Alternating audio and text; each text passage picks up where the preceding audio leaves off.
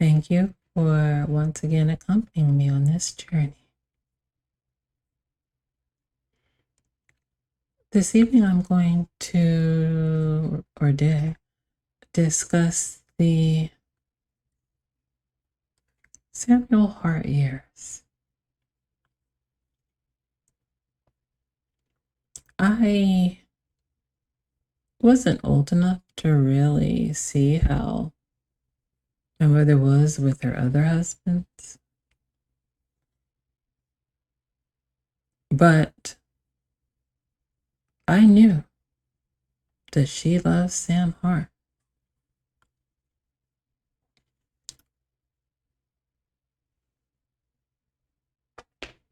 And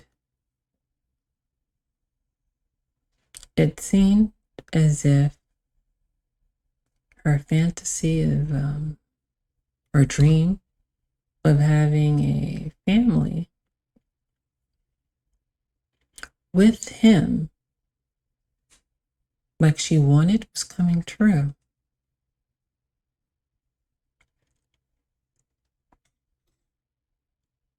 I think sometimes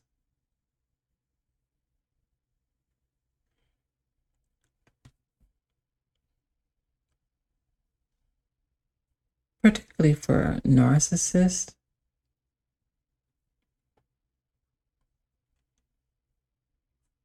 the beautiful things that she built with her hands, oftentimes she destroyed with her feet. And I think that she just never learned to have quiet and peace with other people around. She needed drama and turmoil.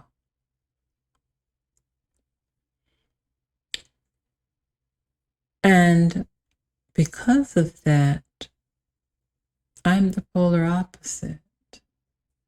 I don't like drama. I don't like turmoil. I enjoy watching telenovelas. I don't want to live one. And so she loved having her life like that.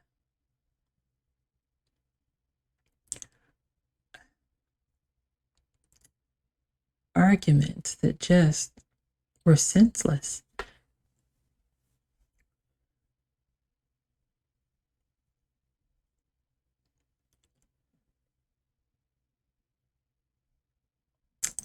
She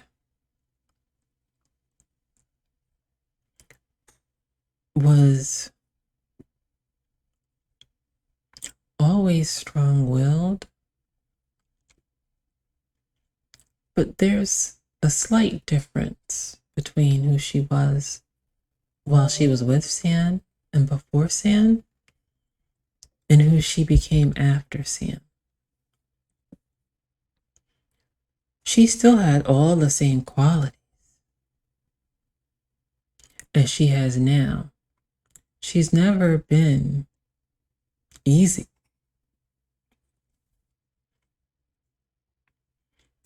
But she did try to be a just person.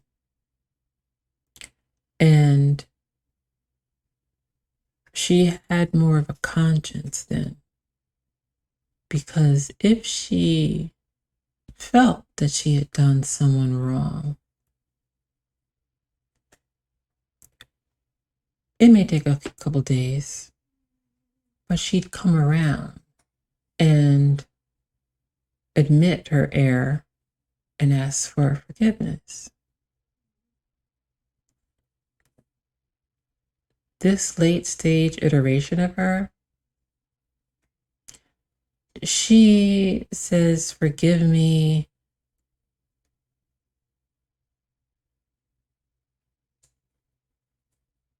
only to be smart. She doesn't say it in a genuine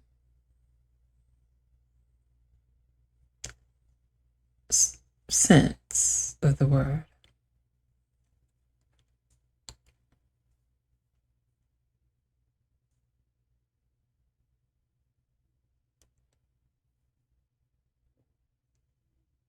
I remember we would go shopping and we'd have to fly home because it was of the utmost importance to her that he was served a hot meal after working all day. She would wait until the car pulled up in the driveway to fix his plate and put it on the table as the keys turning the doorknob. He'd come in, leave the paper in the dining room, which we only use for special occasions, and sit down to his hot dinner. It was mandatory that everyone sat at the dinner table and discussed our day.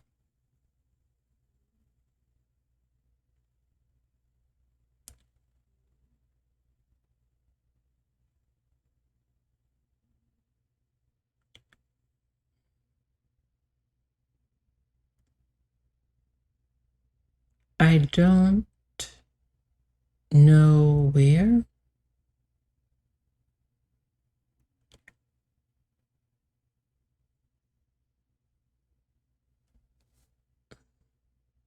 It fell apart because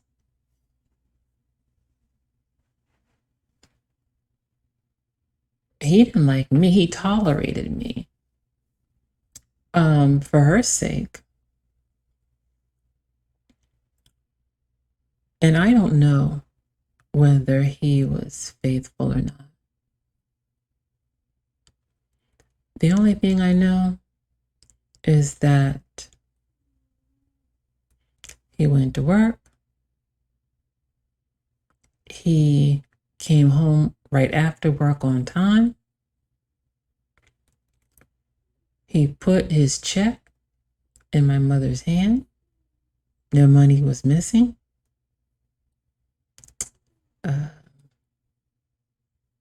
No vacation days that weren't expected were used.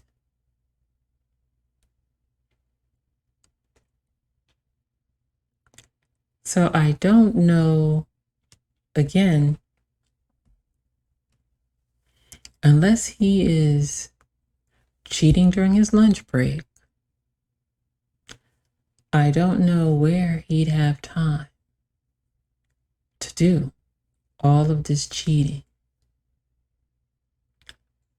And I guess because of that, she began to think that he was cheating with someone at the job.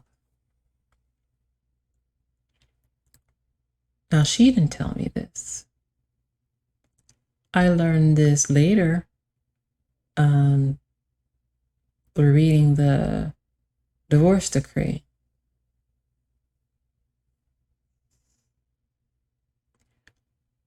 It seems that once she got it in her mind that he was cheating with someone at the job, she started calling not this woman's home. She started calling the company, harassing this woman, yelling so that everyone could hear her. If there were parties that they would go to, she would show out and make a scene.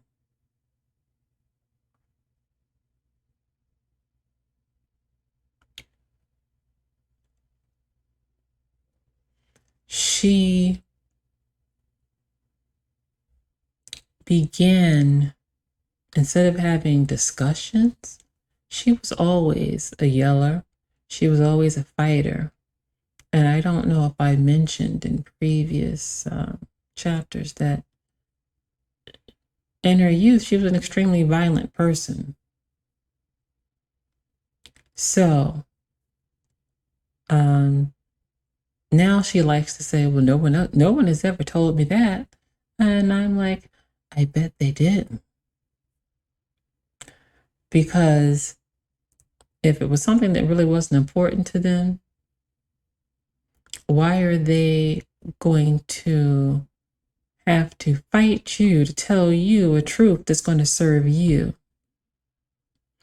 If you don't want to hear it, that's on you. So I'm sure there were a lot of truths that she wasn't told simply because people didn't want to get into a fist fight with her, or worse.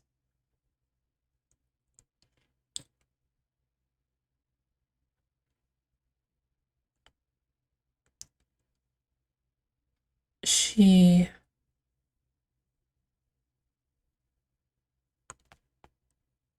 then started, there was this married woman, and I mean, all of the women in my neighborhood were married. So, except for one neighbor across the street, she was divorced, I believe. Everybody else in the neighborhood I grew up in, they were married to its families. She started accusing this woman, Carmen, of sleeping with Sam. And then it started going down the list. And the same family member, now I don't know if she said this to that family member's face, but the same family member that she in later years would accuse of sleeping with Nick, she was telling me that that woman was sleeping with Sam.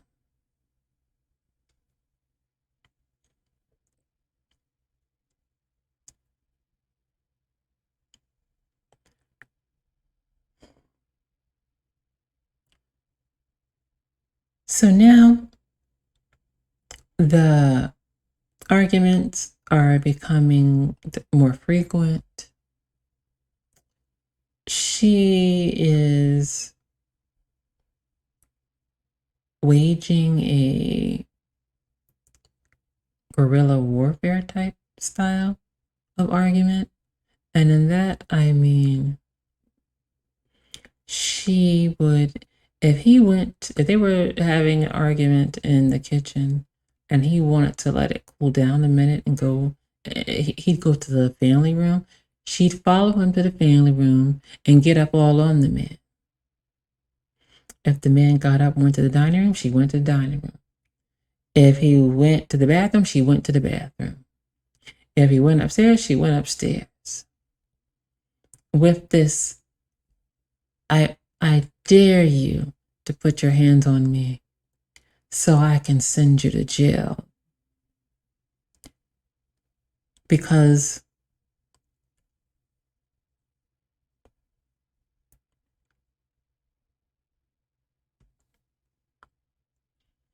she knew the power that she had in playing victim and calling the police, particularly calling the police on a black man. And she always played that to her advantage. Now, I think now that I'm talking about it, I think what may have become a contributing factor to her unraveling a little bit was the fact that the man got involved in politics. And so that allowed him some connections with other people that then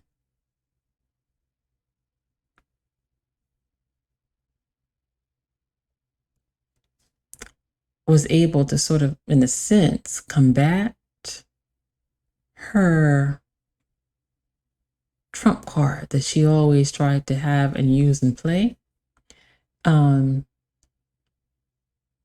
It took some of its power away.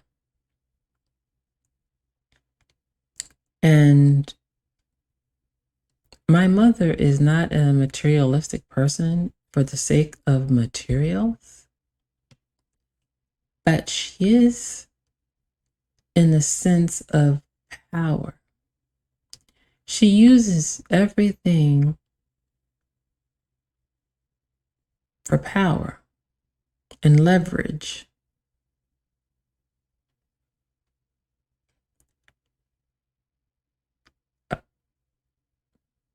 Anything that you do for her, you're never to speak of,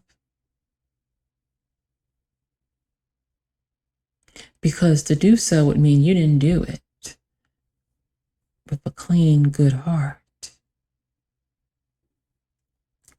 But she can name for you alphabetically and numerically all the things that she has done for any human alive. And she does. I don't know if she does it to them, but I know, because that's all she'll sit and talk about. What she's done for this one, what she's done for that one, what she's done for the other. So,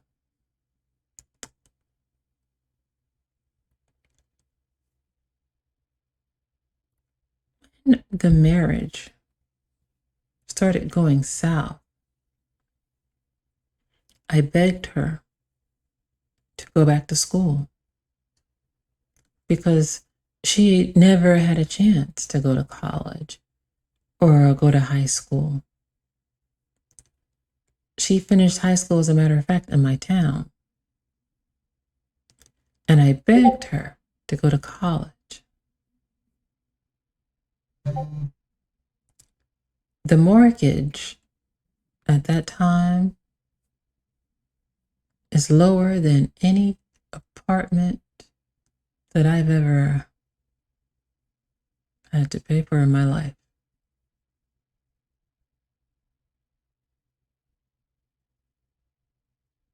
It was so low that it's sickening.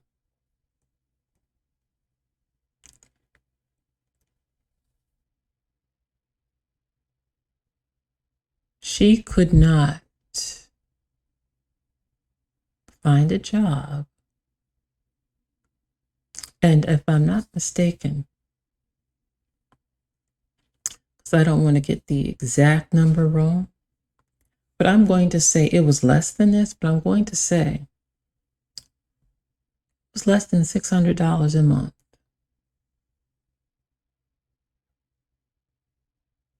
Now use that for a frame of reference. Less than $600 a month.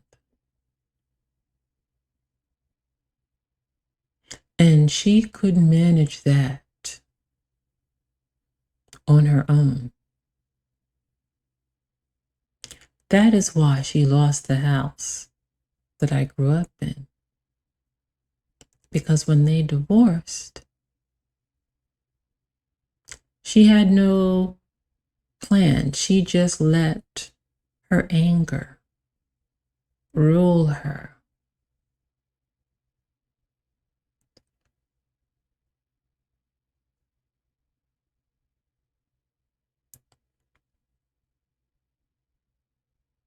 And because she was ill prepared, she didn't sit and look at the differences between her and his previous wife. His previous wife was college educated. She had a very good job.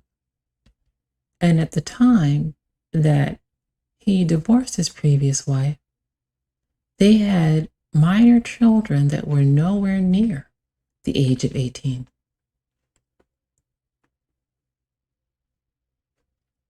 I was 18 when they got divorced. And she was nasty to me because I was around and she could take all her anger out on me. And when she wasn't taking her anger out on me, she was playing Betty Wright morning, noon, and night, and drinking Christian Brother brandy. And when she was playing Betty Wright, she was playing it one song over and over and over again.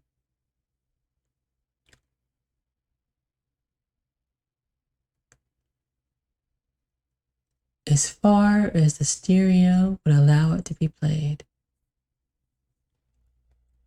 And I am a Betty Wright fan. And I think I am just to the point where I can almost hear the song Pain again.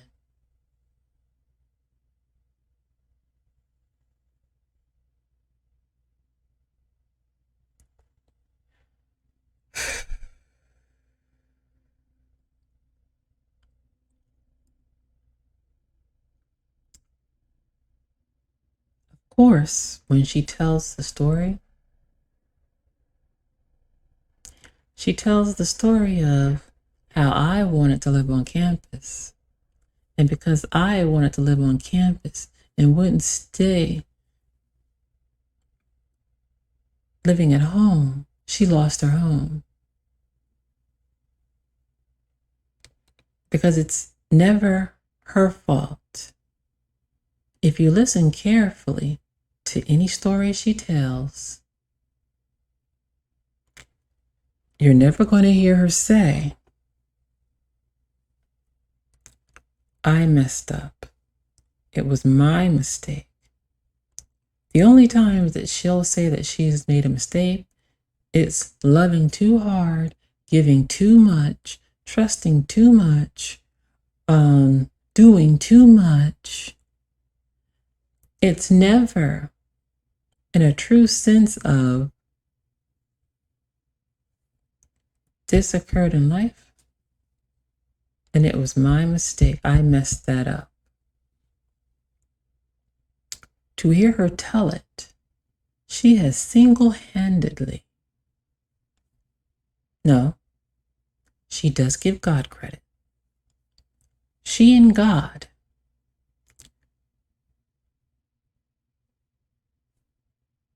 have single-handedly brought her to the life that she's come to live, put the food in her mouth, given her the money in her bank accounts to allow her to be comfy. Now, I cannot speak on what she did before I was born or before I had the use of reason, but she worked at a record making place. She worked at and what I mean by record, like vinyl records. She worked at, and that was like 6 months or so, 6 months to a year. She worked at ARC.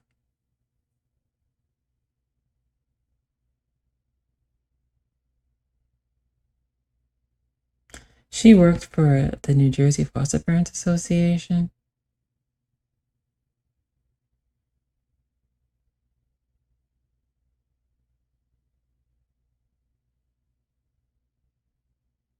And if I'm missing another one, God forgive me.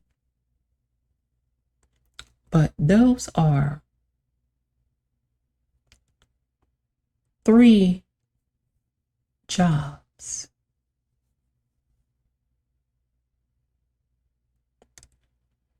The mortgage has to be paid every month. And she has had not one but two homes.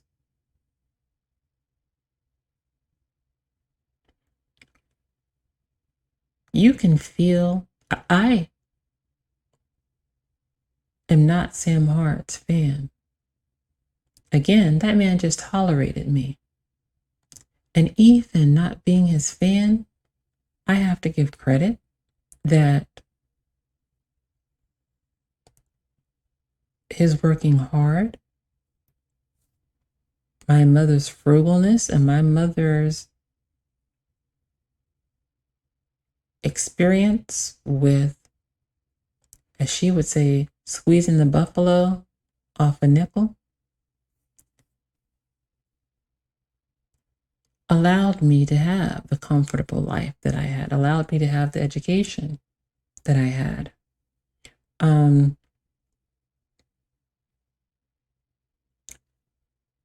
And you have to be grateful, and you have to give credit where credit is due.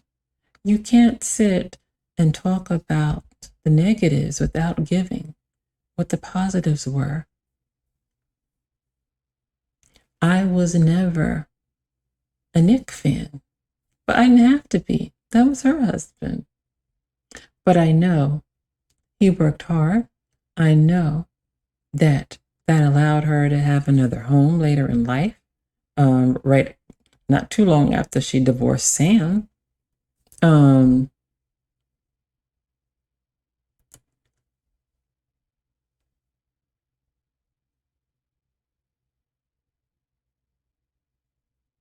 And she's been a foster parent, but that's not a job, because the stipends is to be used to care for the children. So that's not income.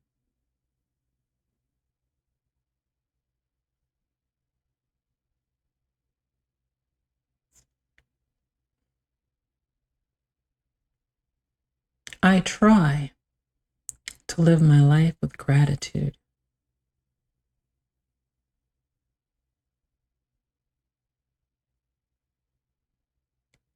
And I try to, as I said before, be thankful for what people have done, because people don't have to do anything for you.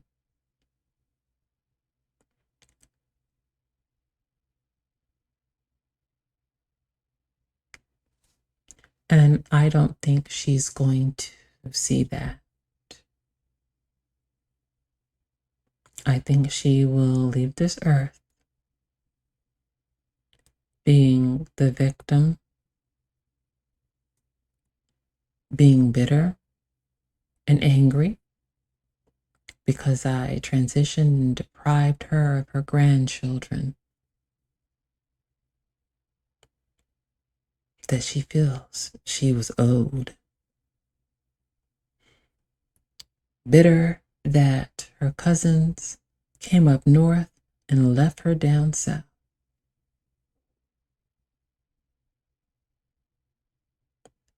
And bitter that she didn't have the family that she thought she should have.